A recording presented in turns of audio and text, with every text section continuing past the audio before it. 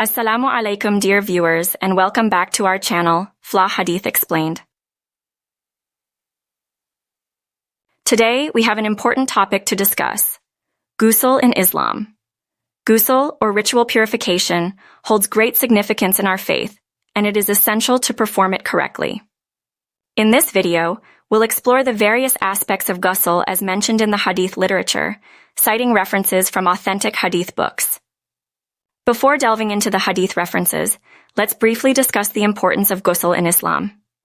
Ghusl is a ritual purification that is obligatory in specific situations, such as after marital relations, menstruation, post-childbirth, and after ejaculation.